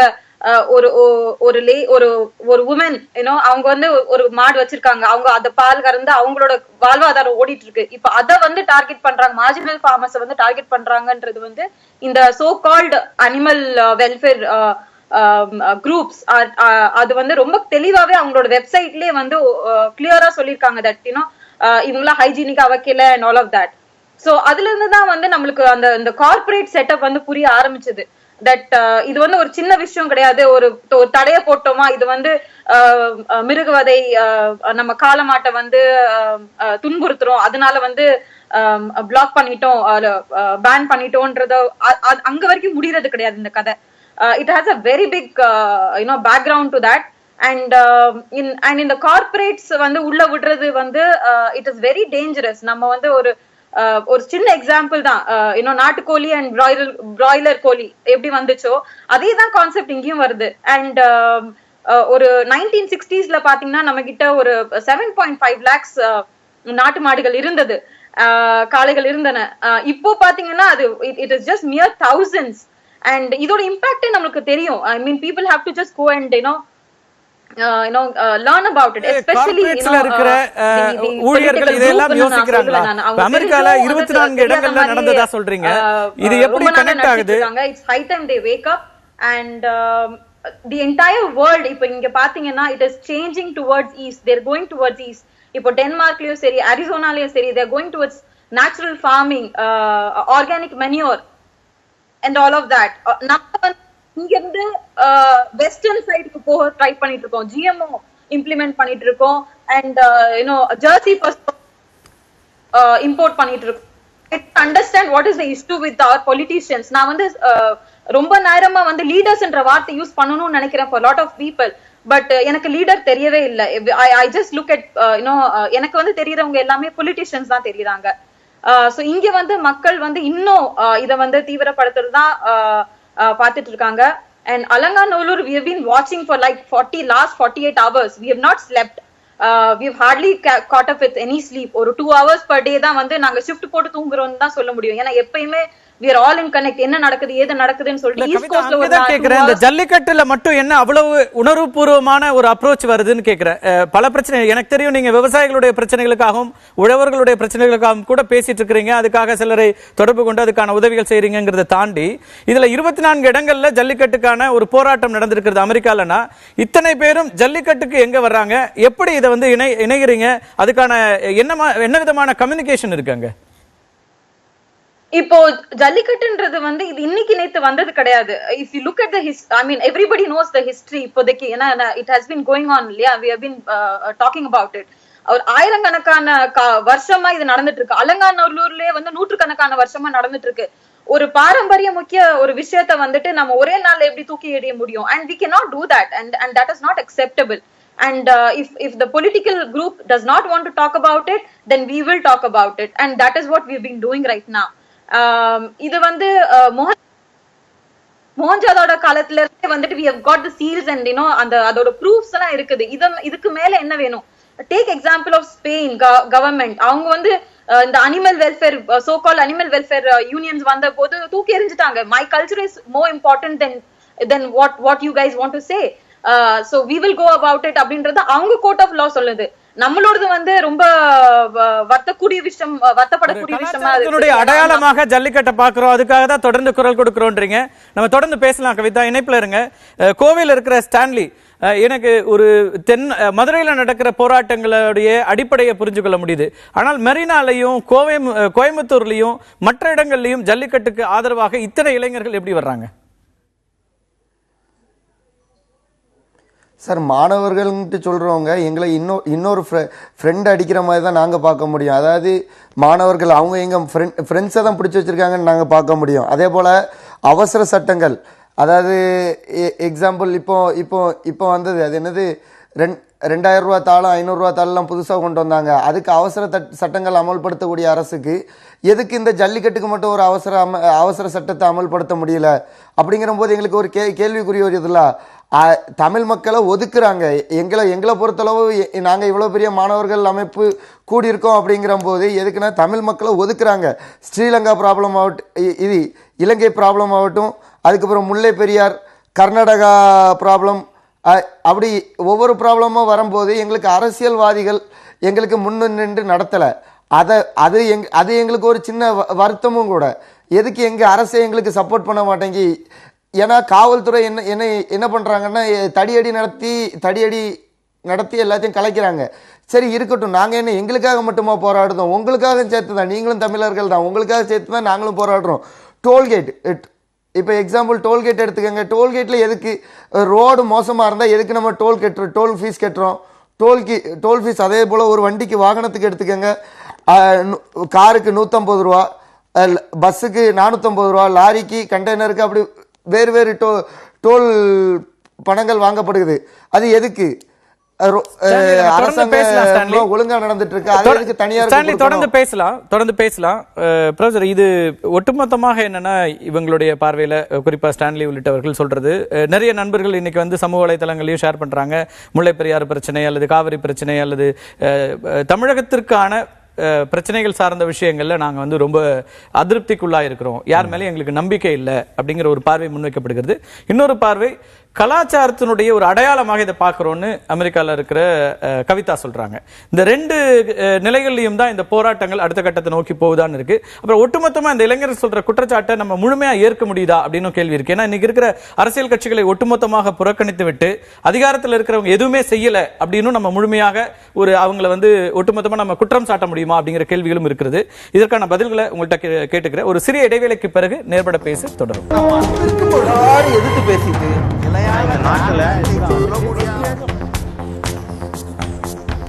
தமிழகம் முழுவதும் தன்னெழுச்சியாக இளைஞர் கூட்டம் இன்றைக்கு போராட்ட களத்தில் இறங்கி இருக்கிறது. ஜல்லிக்கட்டை நடத்தியே தீர வேண்டும், இதில் கைதாகி இருக்கிறவர்களை உடனடியாக விடுவிக்க வேண்டும் என்று தமிழகம் முழுக்க, ஏன் உலகம் முழுக்க இருக்கின்ற தமிழர்கள் இன்றைக்கு அதற்கான போராட்டங்களை முன்னெடுத்து வருகிறார்கள். அது குறித்து தான் பேசிக் கொண்டிருக்கின்றோம். அரசியல்வாதிகள் இல்லாத, அரசியல் கட்சிகள் இல்லாத ஒரு நிலை வேண்டும், அந்த மாதிரியான ஒரு நிலை, அந்த மாதிரியான ஒரு அரசியலை முன்னெடுக்கிறோம் அப்படிங்கிறாங்க. ப்ரொஃபசர், நம்ம இடைவேளைக்கு முன்னாடி கேட்டதுல ரெண்டு விஷயங்கள்ல எங்கிருந்து இந்த ஒரு அடிப்படையாக ஒன்று வந்து தமிழகத்திற்கான அல்லது தமிழர்கள் அப்படிங்கிற அந்த அடையாளத்துக்கான பிரச்சனைகள் எங்கெல்லாம் வருதோ அப்போது இந்த இளைஞர் கூட்டம் முன்னாடி வர்றாங்க, அவங்களுடைய பண்பாட்டினுடைய தொடர்ச்சியாக அதை பார்க்கறாங்கன்னு புரிஞ்சுக்கிறதா, அல்லது கவிதா சொன்ன மாதிரி நான் வந்து எல்லாரையுமே பாலிட்டிஷியனை தான் பார்க்கறேன், தலைவர்களாக யாரையும் என்னால பார்க்க முடியல அப்படின்னா அந்த வேக்யூம் அப்படி ஒரு விஷயத்தை ஏற்படுத்துதா? அது வந்து ஒரு ஒரு வெற்றிடம், அரசியல் வெற்றிடம் சொல்லும் பொழுது வந்து தலைமை கிடையாது, ஆட்சி கிடையாது, கட்சி கிடையாதுன்னு சொல்ல வரல. ஆனா வந்து ஒரு அரசியல் களத்துல வந்து அரசியல் கட்சிகளும் அரசியல் தலைமை செய்ய வேண்டிய பணிகள் சரியாக நிறைவேற்றப்படாததால், சரியாக மேற்கொள்ளப்படாததால் கடந்த 10 ஆண்டுகளுக்கு மேலாக, குறிப்பாக நீங்கள் சொன்ன அந்த ஒரு இலங்கை தமிழர்கள் இனப்படுகொலை நடந்த போதும் கூட, பிறகு முல்லைப் பெரியாறு, காவேரி நீர் பிரச்சனை, விவசாயிகள் தற்கொலை, இவ்வளவு தொடர் பிரச்சனைகள் இருக்கும் பொழுது அரசியல் களம் என்பது வந்து அரசியல் கட்சிகளும் அவர்கள் எடுக்கின்ற முன்னெடுப்புகள் தான் மக்கள் பார்க்கின்றார்கள். என்ன செய்ய போகிறார்கள், எவ்வாறு வழிகாட்டப் போகின்றார்கள் என்று. நான் அதையே தான் இப்பொழுது கூட கேட்க முனைகின்றேன். என்னவென்றால், நீங்கள் ஜல்லிக்கட்டு என்பது ஒவ்வொரு வருடம் நடைபெறுகின்ற ஒரு நிகழ்வு, ஏதோ ஒரு 10 ஆண்டுகளுக்கு ஒரு நடக்கின்ற ஒரு விடயம் கிடையாது. ஒவ்வொரு வருடம் நடக்கும் போது எதற்காக ஜனவரி மாதம் 2ஆம் தேதி, 3ஆம் தேதி அல்லது 5ஆம் தேதி வரை நாம் காத்திருக்க வேண்டும்? பிறகு சுப்ரீம் கோர்ட், உச்ச நீதிமன்றத்துக்கு நாம் அப்பொழுதுதான் சென்று இந்த விடயத்தை வந்து தீர்வு காண வேண்டுமா? அதற்கான அரசியல் கட்சிகளும் அரசியல் கட்டமைப்பும் என்ன செய்து கொண்டிருக்கின்ற அந்த 11 மாதங்கள், அதைத்தான் மிக முக்கியமான கேள்வி, சவாலாக நாங்கள் எடுத்தோம். பிறகு அத்தகைய மக்களுக்கு அதிருப்தி என்பது வந்து சமூக சூழலில் நிறைய விடயங்கள். மாணவர் ஸ்டாலின் அவர்கள் கோவையிலிருந்து பேசிய பொழுது எவ்வளவு விஷயங்களை சொன்னார். சாலையில் செல்லும் போது சாலையே இல்லாத இடங்களுக்கு கூட நாங்கள் டோல் கட்ட வேண்டி இருக்கின்றது சொல்லும் பொழுது மிகவும் ஒரு அவலமான ஒரு உண்மை. அது அவலம், ஆனால் ஒரு உண்மைதான். இத்தகைய ஒரு தீர்வு காண முடியாத ஒரு சமூக சூழலில் வாழ்ந்து கொண்டிருக்கின்றோம் சொல்லும்போது, இப்பொழுது இந்த தமிழகத்தில் அரசு இருக்கின்றது, ஆனால் அரசு இல்லை என்பதை ஒரு சூழலாகத்தான் நாம் நீண்ட காலமாக பார்த்து கொண்டிருக்கின்றோம். அரசாங்கம் இருக்கின்றது, ஆனால் அரசாங்கம் இல்லை. ஜல்லிக்கட்டு நடக்காது, ஆனால் நடந்து கொண்டிருக்கின்றது. நான் யதார்த்தமான ஒரு உண்மையை சொல்லுகின்றேன். அவ்வாறு ஒரு சூழல் இருக்கும்போது அரசாங்கமும் இதற்கான ஒரு வழிகாட்டுதலை மேற்கொள்ள வேண்டும். இந்த பிரச்சனைக்கு என்னை பொறுத்தவரை நிச்சயமாக உறுதியாக தீர்வு காண முடியும். அதே சமயத்தில் எல்லா அரசியல் கட்சிகளும் பேட்டா என்ற ஒரு நிறுவனத்தை மட்டும் தடை செய்துவிட்டால் இந்த நிகழ்வு நடக்கும் சொல்லும்போது இவர்கள் ஏதோ ஒரு திசை திருப்புகின்றார்கள்.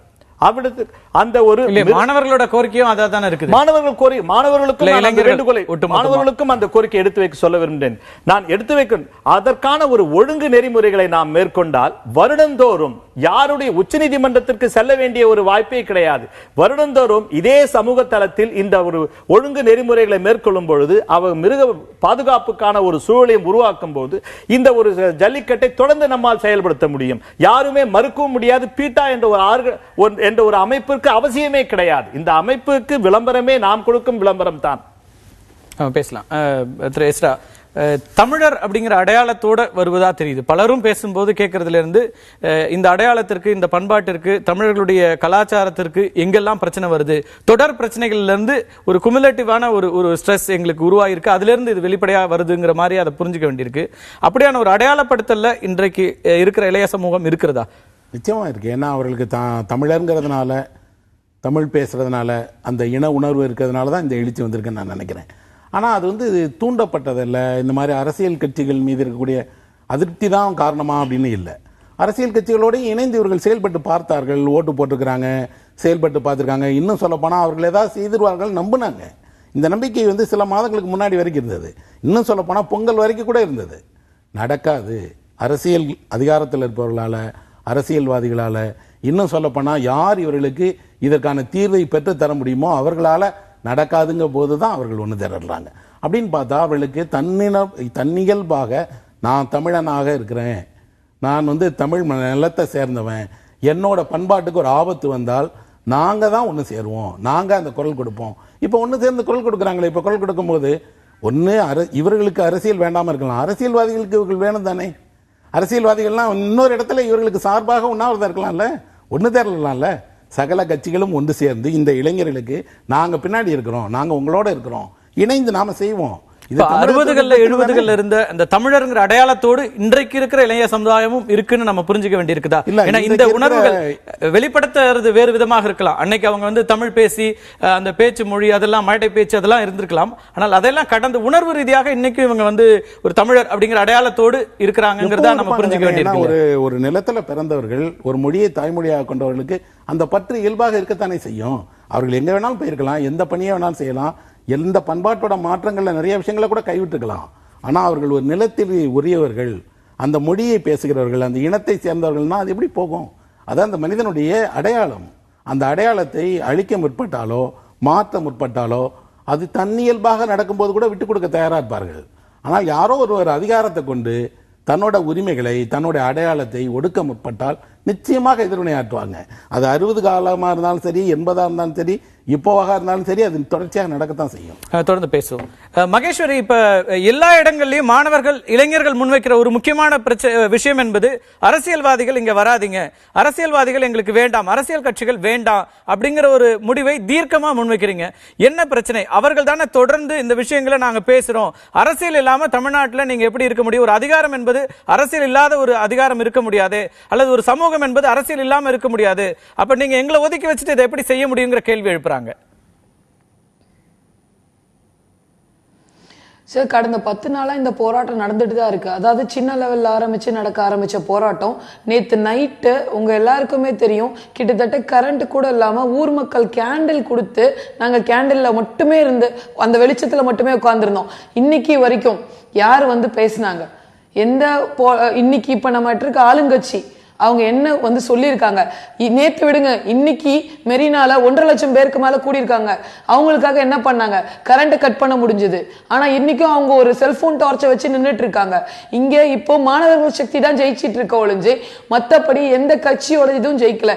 ஏன்னா நேத்து எங்க கிட்ட ஒரு சில கட்சி பிரமுகர்கள் பேசினாங்க. அதாவது அலங்காநல்லூர்ல இருக்கவங்க எந்த மாணவர்களும் அவங்க உள்ள வர வேணாம்னு தான் சொன்னாங்க.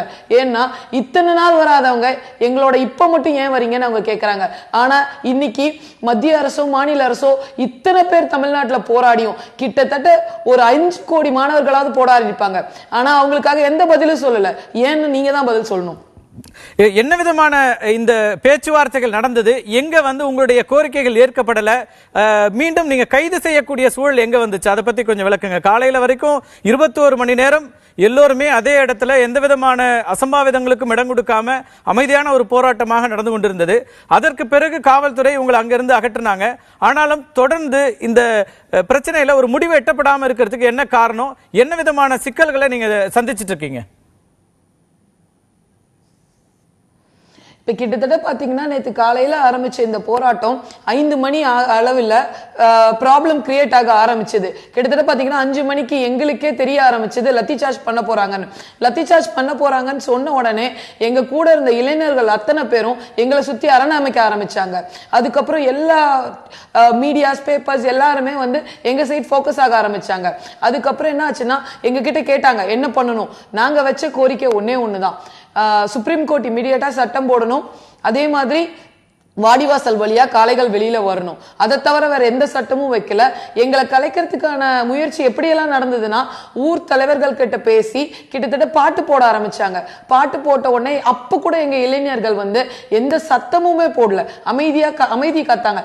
ஏன்னா எங்களுக்கே நல்லா தெரிய ஆரம்பிச்சது, எங்களையா ஏதாவது ப்ராப்ளம் பண்ண வச்சு அவங்க எங்களை கலைக்க முற்பட்டாங்க.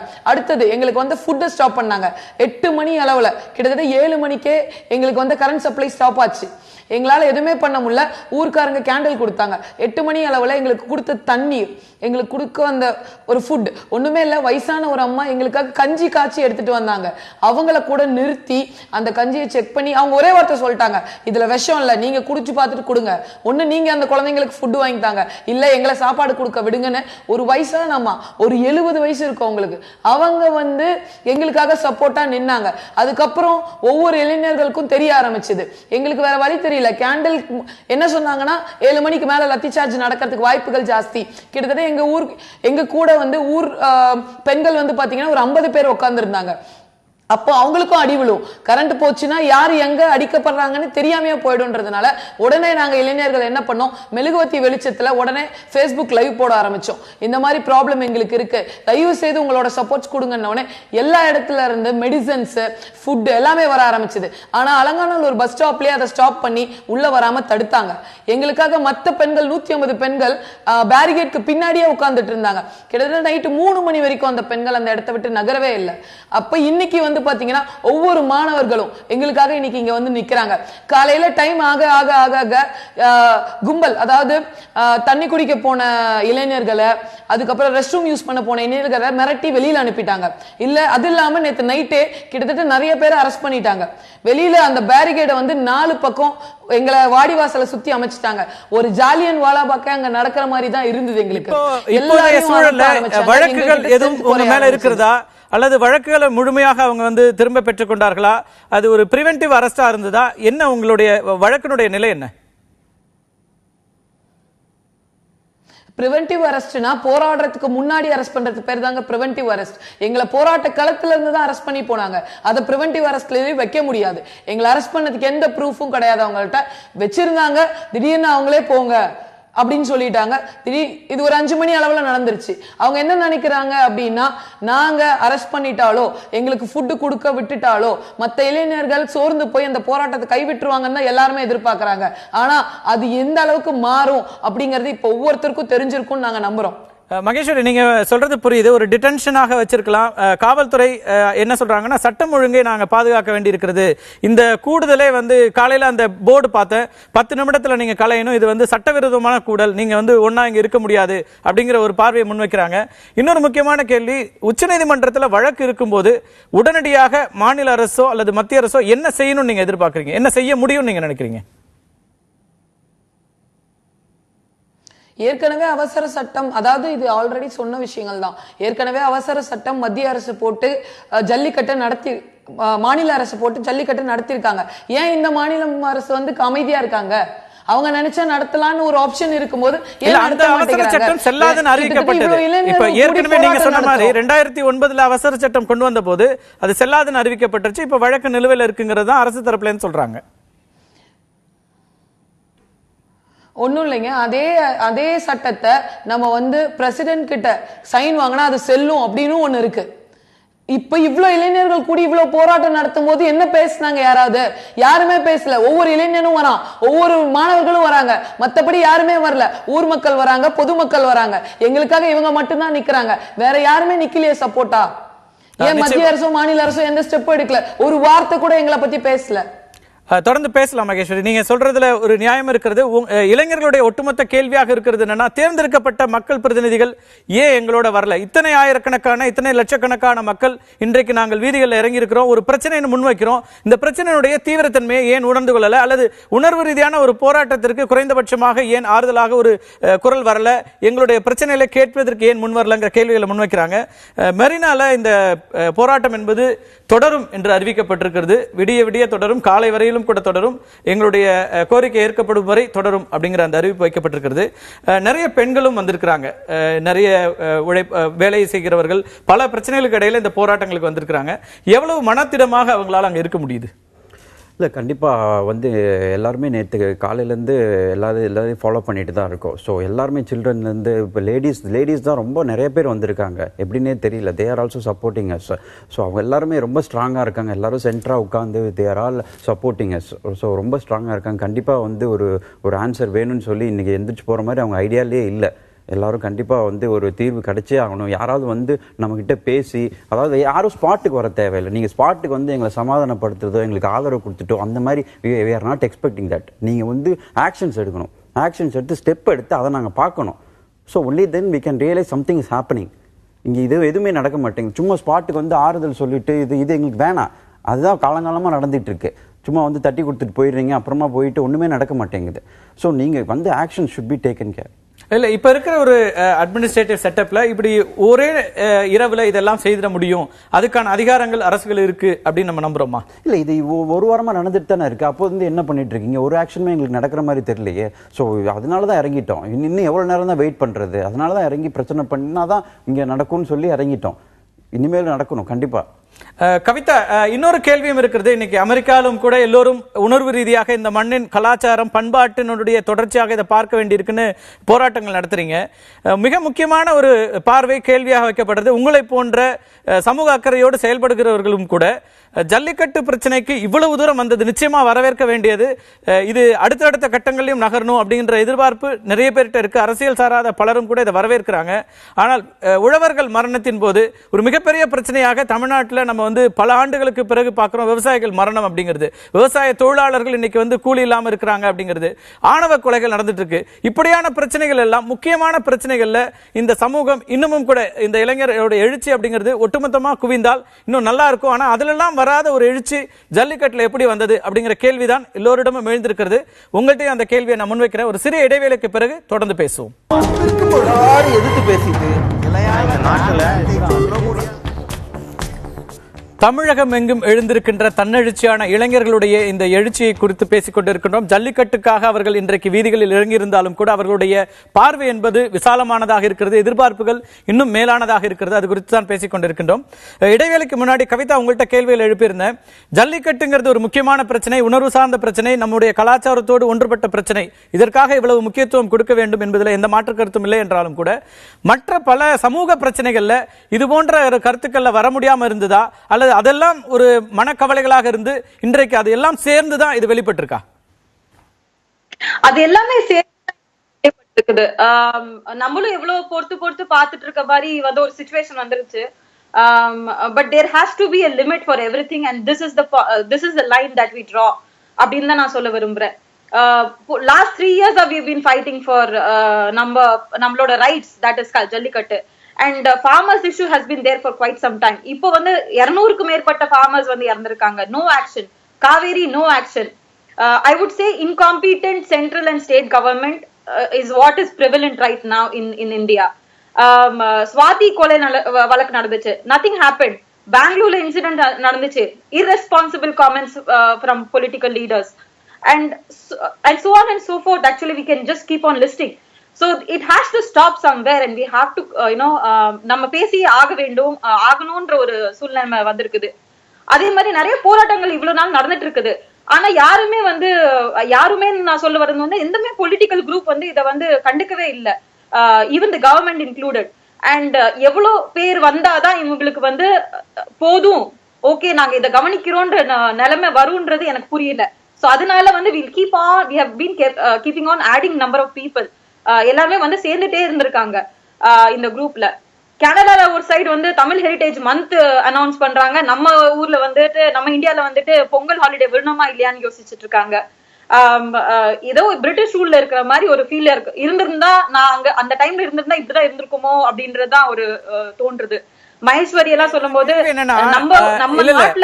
ரொம்ப முக்கியமான ரியல் இஷ்யூஸ் எல்லாம் நம்ம அட்ரஸ் பண்ண மறுக்கிறோமா அல்லது மறக்கிறோமா அப்படிங்கிற கேள்விதான் எனக்கு வருது.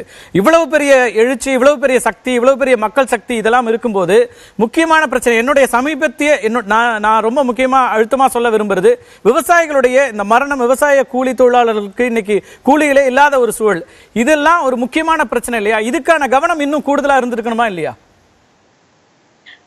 அப்சல்யூட்லி. அண்ட் இது கண்டிப்பா நடக்கும்னு தான் நான் சொல்லுவேன். ஏன்னா இப்ப going forward we have started a movement for farmers as well. இந்த ஜல்லிக்கட்டுன்றது இது ஒரு part of it. Actually it has a bigger story. நம்ம ஃபைட் பண்றது நாட்டு மாடுகளுக்காக. நாட்டு மாடு யார் வச்சிருக்கோம்? நான் யூஎஸ்ல வச்சிருல, சென்னையில என்னோட பேரண்ட்ஸ் வச்சிருல, எங்க ஊர்ல எங்க தாத்தா பாட்டி எங்க மாமா அவங்கதான் வச்சிட்டு இருக்காங்க. சோ அவங்களுக்காக தான் இந்த போராட்டம். அவங்க நாட்டு மாடு வச்சு என்ன பண்ண போறாங்க?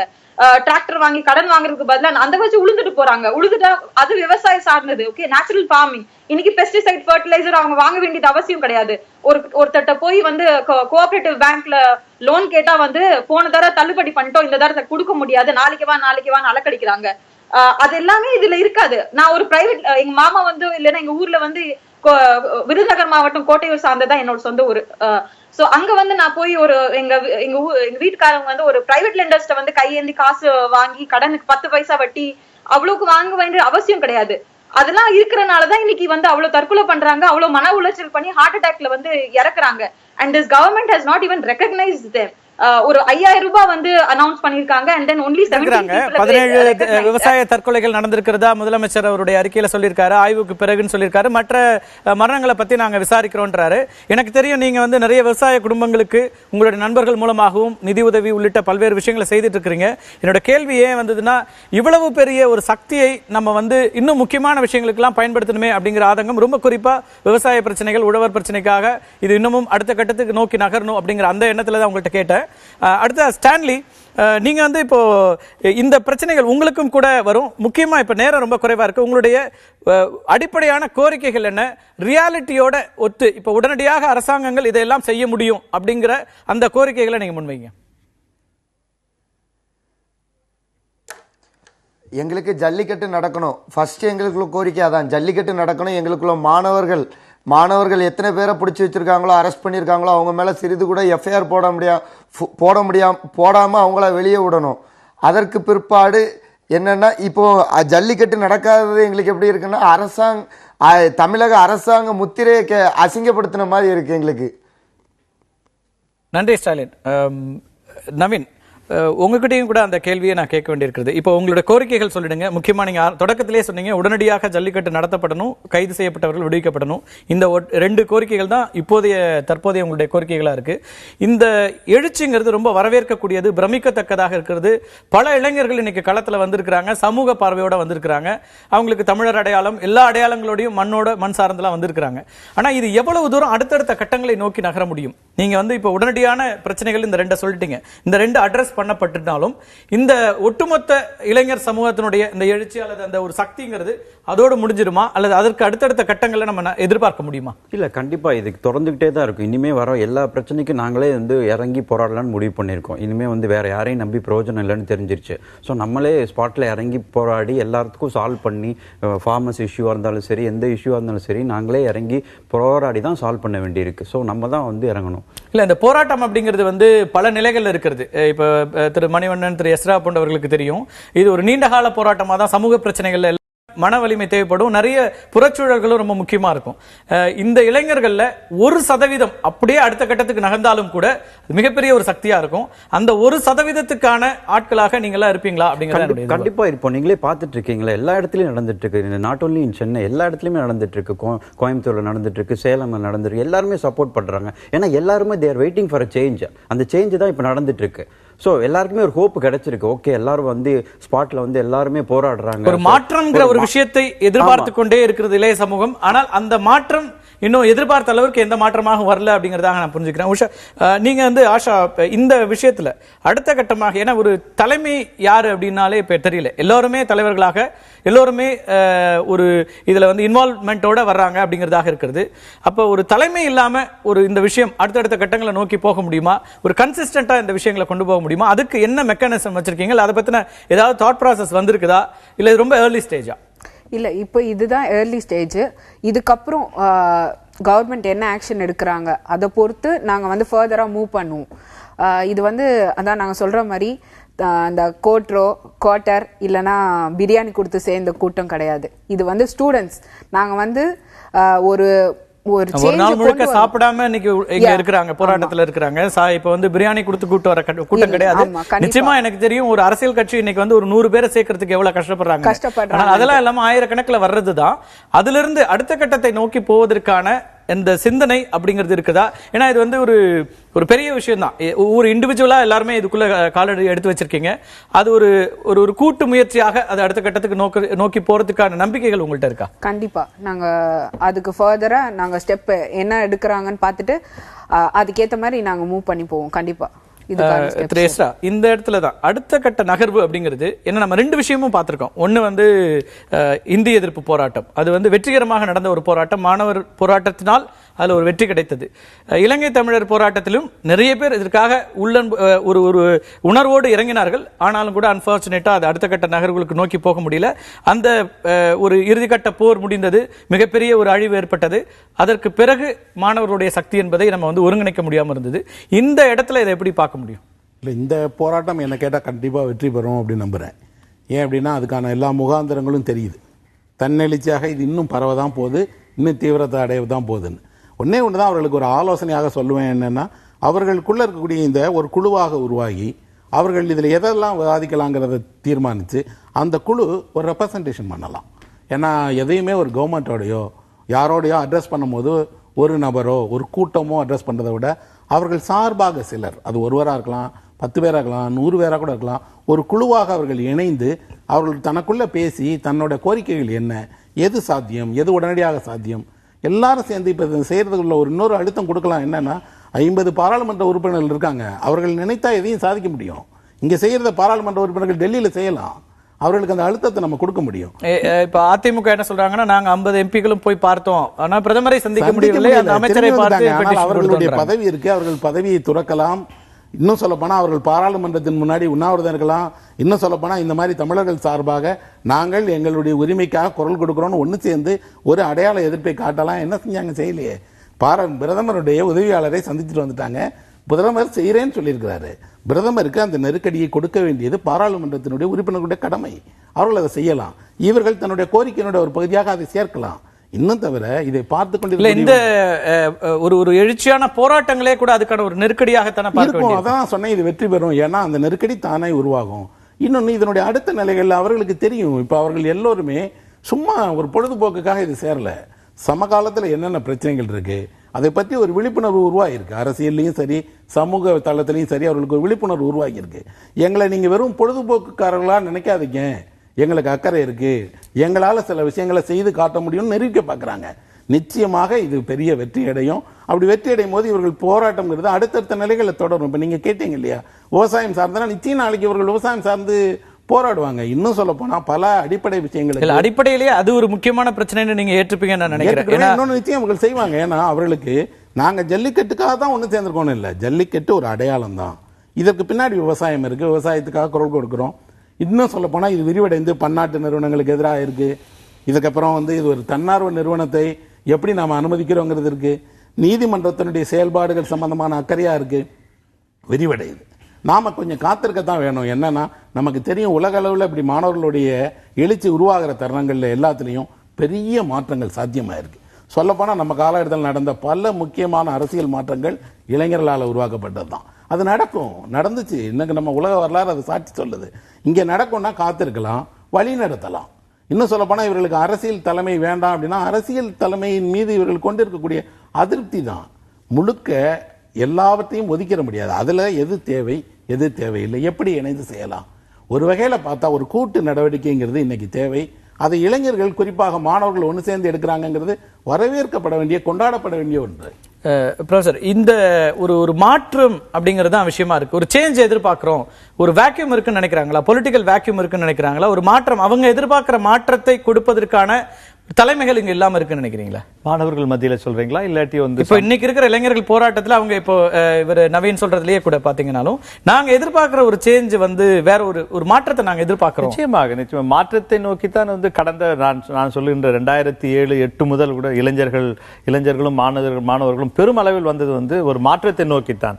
ஒன்று, நம்மால் என்ன செய்ய முடியும் என்ற ஒரு இதும், பிறகு இந்த இருக்கின்ற அரசியல் கட்சிகளும் குறிப்பாக மத்திய அரசாங்கத்துடன் கூட மிகப்பெரிய ஒரு மன உளைச்சல் நமக்கு தமிழகத்து மக்களுக்கு இருக்கு, தொடர்ந்து இருந்து கொண்டுதான் இருக்கின்றது. மத்திய மாநில உறவு சார்ந்த விஷயங்கள், நதிநீர், கனிம வளங்கள், கலாச்சார ரீதியான பிரச்சனைகள் இவற்றை சொல்லும் பொழுது பிறகு இப்பொழுது தமிழக அரசாங்கத்துக்கு நான் என்ன நினைக்கின்றால், இது ஒரு எச்சரிக்கை மணி என்று சொல்லும் பொழுது தமிழக பிரச்சனைகளும் கலாச்சார ரீதியான பிரச்சனைகளை சொல்லும்போது ஜல்லிக்கட்டு சார்ந்த பிரச்சனைகளும் தொடர்ந்து தமிழக மக்களுக்கான ஒரு அடிப்படையான ஒரு வசதிகள், அடிப்படையான பிரச்சனைகளை தமிழக அரசாங்கம் உறுதியான நிலைப்பாடை எடுத்துக்கொள்ள வேண்டும். இதுவரை தமிழக அரசாங்கம் இதை பற்றி ஒன்றுமே பேசவில்லை. அதை மற்றும் இந்த பிரச்சனைக்கு தீர்வு காண முடியும் முழுமையாக இப்பொழுது கூட என்னால் நம்பிக்கையோடு நான் சொல்லுகின்றேன். இது ஏதோ இலங்கை அரசாங்கம் ஈழ பிரச்சனையை பற்றி பேசிய போது இலங்கை அரசாங்கம் தீர்மானிக்க வேண்டும், பன்னாட்டு கட்டமைப்புகள் தீர்மானிக்க வேண்டும் என்று கிடையாது. தமிழக அரசாங்கம் இதற்கு சரியான ஒரு ஒழுங்கு நெறிமுறை நடவடிக்கைகளை மேற்கொள்ளும் பொழுது மாணவர்களை அழைத்து என்னென்ன நடவடிக்கைகள் மேற்கொள்ளலாம், எவ்வாறு பாதுகாப்பாக ஜல்லிக்கட்டை நாம் நடத்தலாம், அந்த ஊர் மக்களோடு கலந்து அடித்தளத்தில் இருந்து அமர்ந்து செய்ய வேண்டிய ஒரு செயல். அதை விட்டுவிட்டு நாம் ஒரு ஒரு ஆட்சி ஆதிக்க ரீதியாக நாம் அடக்குமுறை ரீதியாக மக்களுடன் பேச வேண்டும் என்றால் மக்கள் எல்லா சமயத்திலும் அடிப்படை அங்க என்ன சொல்றாங்கன்னா, நாங்கள் எந்த இடத்திலும் இதுவரைக்கும் நிறைய இடங்கள்ல மாணவர் போராட்டங்கள் நடந்து கொண்டிருக்கிறது, அது எங்களுடைய பாதுகாப்போடு நடக்கிறது அப்படிங்கிற ஒரு பார்வையை போலீஸ் முன்வைக்கிறாங்க. நாங்க அலங்காநல்லூர்ல நேரடியாக லத்தி சார்ஜ் பார்த்தோம், இன்னைக்கு சேலத்துல அது மாதிரி நடந்திருக்குது. பல இடங்கள்ல நாங்க வந்து அவங்களுடைய பிரச்சனைகளை உணர்ந்து கொள்கிறோம்ங்கறாங்க. இது எப்படி புரிஞ்சுக்கிறது? இது மாணவர்களுக்கு போலீஸ் பாதுகாப்பு என்பது மிகவும் மதிக்கத்தக்க விஷயம். அதே சமயத்தில் மாணவர்கள் கட்டுமீறி எந்தவித ஒரு அசம்பாவிதங்கள் அத்துமீறல்கள் செய்யாமல் இந்த போராட்டத்தை நடத்துவது என்பது அஹிம்சை வரையில் தான் போராடி கொண்டிருக்கிறார்கள். அதனால் அரசாங்கமும் இத்தகைய ஒரு நெறிமுறைகளை பார்த்து பேச வேண்டும். அவர்களுக்கு மின்சாரம் துண்டிப்பது, அவர்கள் இருக்கும் இடத்தில் உணவு மற்றும் குடிநீர் சேராமல் வழி செய்வது, இதே ஒரு தீர்வுக்கான வழியே கிடையாது. மாணவர்களுடன் ஏதேனும் ஒரு தலைமை, குறிப்பாக இன்றைக்கு கூட தமிழக அரசு அதற்கான ஒரு விரிவான ஒரு அறிக்கையை உருவாக்கி மாணவர்களோடு பேசி மத்திய அரசாங்கத்திற்கு அனுப்பலாம், உச்ச நீதிமன்றத்திற்கு அனுப்பலாம். அவசர கால சட்டமாக இல்லை, ஒரு சாதாரண ஜனநாயக ரீதியான ஒரு மக்கள் சூழலில் இத்தகைய ஒரு நேற்றைக்கு ஒரு உச்சநீதிமன்ற நீதிபதி அவர்கள் மக்கள் சார்ந்த விஷயங்களில் மக்களின் அணுகுமுறையை சார்ந்து நாம் தீர்மானிக்க வேண்டும் என்று சொல்லுகின்றார். நன்றி. மகேஸ்வரி, இறுதியா உங்களுடைய கருத்து ரொம்ப சுருக்கமா சொல்லுங்க, நேரம் கடந்து போயிட்டு இருக்கிறது. இங்க நம்ம எல்லாரும் பேசின ஒரு விஷயத்துல இருந்து அடுத்த கட்ட நகர்வு அப்படிங்கிறதுக்கான வாய்ப்புகளும் நம்பிக்கைகளும் உங்களுக்கு இருக்கிறதா? இப்ப உடனடியாக அரசாங்கம் என்ன செய்யணும், உங்களுடைய இறுதியான கருத்து? கண்டிப்பா இருக்கிறது. ஏன்னா இப்ப தமிழ்நாடு முழுவதும் மாணவர்களும் இளைஞர்களும் போராட ஆரம்பிச்சிட்டாங்க. இப்போ வந்து அட்லீஸ்ட் இந்த ஸ்டேஜ்லயாவது நம்மளோட கவர்மெண்ட் வந்து ஸ்டெப் எடுத்து ஜல்லிக்கட்டை நடத்தி கொடுக்கணும் அப்படிங்கிறது தான் இப்போ இவ்வளோ பேர் போராடினதுக்கான ஒரு தீர்வாக இருக்கும்னு நான் நினைக்கிறேன்.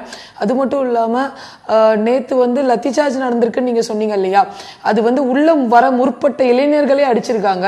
நிறைய பேருக்கு காயம் ஏற்பட்டிருக்கு தான், இருந்தாலும் ஒரு சில இடத்துல சப்போர்ட்ஸ் இருந்துட்டு தான் இருக்குது, இல்லைன்னு நாங்கள் சொல்ல முடியாது. அதனால இப்போதைக்கு கவர்மெண்ட் இம்மிடியட்டாக ஸ்டெப் எடுத்து ஜல்லிக்கட்டை அவங்க நடத்தி கொடுத்தாங்கன்னா இங்க கஷ்டப்படுற அத்தனை மாணவர்களுக்கும் அது இளைஞர்களுக்கும் அது ரொம்ப திருப்தி அளிக்கும் தான் நான் நினைக்கிறேன். நன்றி. லட்சக்கணக்கில் மாணவர்கள் இளைஞர்கள் பெருமளவிற்கு பல இடங்கள்ல கூடியிருக்கிறாங்க. ஒரு குறிப்பிட்ட தலைமையின் கீழில் அவர்களாக முன்வந்து தங்களுடைய சுய விருப்பத்தின் கீழே கூடியிருக்கிறாங்க. ஆனால் அமைதியான முறையில் இந்த ஆர்ப்பாட்டங்கள் நடந்து கொண்டிருக்கின்றன என்பதை நம்ம ரொம்ப கவனிக்க வேண்டியிருக்கிறது. அமைதியான இந்த ஆர்ப்பாட்டங்களை அல்லது அவர்களுடைய கோரிக்கைகளை கவனிக்க வேண்டியதும் மக்கள் பிரதிநிதிகளுடைய பொறுப்பாகவும் இருக்கிறது, ஆட்சியினுடைய பொறுப்பாகவும் இருக்கிறது அப்படிங்கிறத விருந்தினர்கள் வலியுறுத்தி சொல்றாங்க. இந்த மக்கள் எழுச்சி, இளைஞர்களுடைய எழுச்சி என்பது நிச்சயமாக நம்பிக்கை கொடுக்கக்கூடிய ஒரு விஷயமாக இருக்கிறது. ஒவ்வொரு காலகட்டத்திலுமே அடுத்த கட்ட நகர்வுகளுக்கு அவர்கள் தான் முக்கியமான காரணமாக இருந்திருக்கிறார்கள். ஒட்டுமொத்த இளைஞர்களுடைய சக்தியும் இது அடுத்த கட்டத்திற்கு நோக்கி நகரவில்லை என்றாலும் கூட நிச்சயமாக இது ஒரு அடுத்த படியாக இருக்கும். அடுத்த கட்ட அரசியல் நகர்வுக்கும் அடுத்த கட்ட மாற்றங்களுக்கும் தமிழகத்தில் மட்டுமல்ல, இது இந்தியா முழுக்க ஒரு மாற்றத்திற்கு அடுத்த தலைமுறைக்கான மாற்றமாக கூட இது இருக்கலாம் என்கிற எதிர்பார்ப்பும் கூடியிருக்கிறது. இந்த இளைஞர்களுடைய எழுச்சி என்பதை சரியான ஒரு போக்கில் அவர்களுடைய உணர்வுகளை புரிந்து கொண்டு வழிநடத்த வேண்டியது பொறுப்பில் இருக்கிறவர்களுடைய கடமையாக இருக்கிறது. மீண்டும் ஒரு நிகழ்ச்சியில் சந்திக்கலாம் நண்பர்களே. நன்றி, வணக்கம்.